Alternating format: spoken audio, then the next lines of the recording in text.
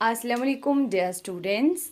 I hope you all are fine. This is your computer class and today we'll continue our chapter number 8, that is selecting and looping statements in Q Basic, and our topic will be go to statement in Q Basic.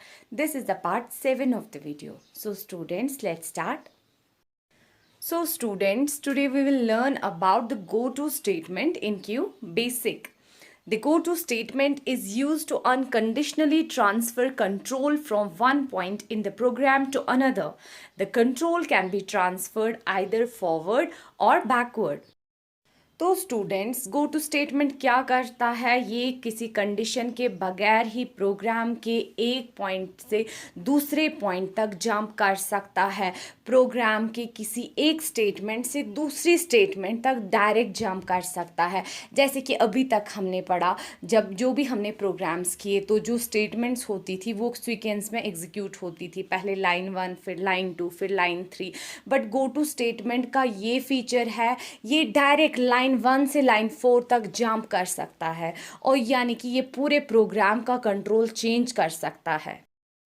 और गो to statement programme में forward भी control पास कर सकता है और backward भी। और गो to statement को एग्जीक्यूट करने के लिए हम एक कॉन्सेप्ट का यूज़ करते हैं जिसे हम लेबल कहते हैं। लेबल क्या करता है? लेबल प्रोग्राम के डिफरेंट पार्ट्स को आइडेंटिफाई करता है, किसी नाम से, किसी अल्फ़ाबेट से, किसी नंबर से या फिर किसी स्ट्रिंग से। तो चले अब हम प्रैक्टिकली गो टू स्टेटमेंट को देखते हैं, इसको हम प्रोग्राम में कैसे यूज़ कर सकते हैं। तो स्टूडेंट्स आप यहाँ देख सकते हैं, पहली लाइन में मैंने यहाँ पे रेम स्टेटमेंट का यूज़ किया है रिमार्क्स के लिए, program with go to statement. और उसके बाद नेक्स्ट लाइन में मैं यहाँ पे प्रिंट का यूज़ करूँगी, ये स्टेटमेंट प्रिंट करने के लिए इन्वर्टेड कॉमास में, दिस इज़ लाइन 1। और अब मैं गो टू का यूज़ करूँगी, तो गो टू स्टेटमेंट का यूज़ करूँगी। सबसे पहले गो टू लिखेंगे और उसके साथ यहाँ पे लेबल आएगा, ठीक है।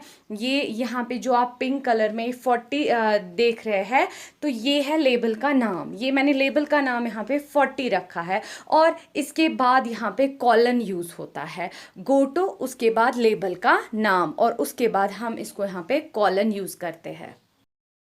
तो अब मैं यहाँ पे एंटर करके प्रिंट करूँगी लाइन 2।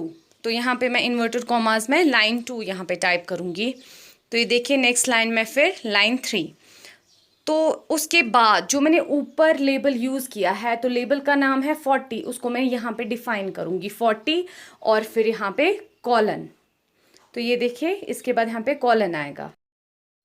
तो यहाँ पे जो भी लिखेंगे वो इस लेबल से आइडेंटिफाई कर सकते हैं, यानी कि ये लाइन यहाँ पे 40 बनेगी। तो यहाँ पे मैं टाइप करूँगी प्रिंट इन्वर्टेड कॉमास में, यहाँ पे this is line 4 inverted commas close. और जो ये स्टेटमेंट हमने यहाँ पे लिखा प्रिंट दिस इज़ लाइन 4, तो ये इस 40 लेबल से यहाँ पे आइडेंटिफाई हो जाएगा प्रोग्राम में। तो उसके बाद यहाँ पे नेक्स्ट लाइन में हम लिखेंगे एंड।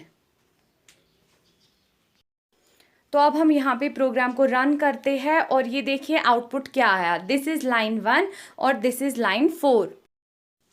तो आप यहाँ पे देखिए प्रोग्राम में पहला प्रिंट स्टेटमेंट था दिस इज़ लाइन 1, और इसने दिस इज़ लाइन 1 प्रिंट किया, और उसके बाद था गो टू 40, तो इसने यहाँ पे 40 को जंप किया। यहाँ पे 40 पे क्या था, 40 में था प्रिंट दिस इज़ लाइन 4, और इसने यहाँ से दिस इज़ लाइन 4 प्रिंट किया। और जो बीच वाली यहाँ पे स्टेटमेंट थी लाइन 2 और लाइन 3 वो स्किप हो गई, क्योंकि हमने गो टू स्टेटमेंट का यूज़ किया। इसने प्रोग्राम के एक पार्ट से दूसरे पार्ट में डायरेक्ट जंप किया। तो इस तरह से गो टू स्टेटमेंट वर्क करता है। तो ज़रूरी नहीं आप लेबल में हमेशा नंबर्स का यूज़ करो, आप यहाँ पे अल्फ़ाबेट्स का भी यूज़ कर सकते हैं। तो यहाँ पे मैं 40 की जगह ए का यूज़ करूँगी, ए अल्फ़ाबेट का यूज़ करूँगी इस लेबल में। तो यहाँ पे भी मैं इसको ए कर दूँगी, और मैं प्रोग्राम को रन करूँगी। तो ये देखिए हमारा प्रोग्राम रन हो गया, this is line 1, this is line 4। और लेबल के बाद जो भी आप चाहे वो आप प्रिंट कर सकते हैं। जैसे यहाँ पे मैं करूँगी प्रिंट इन्वर्टेड कॉमास में लाइन 5, तो मैं प्रोग्राम को रन करूँगी। तो ये देखिए this is line 1, this is line 4, और यहाँ पे आ गया line 5। Now it's time to say goodbye, अल्लाह हाफिज़।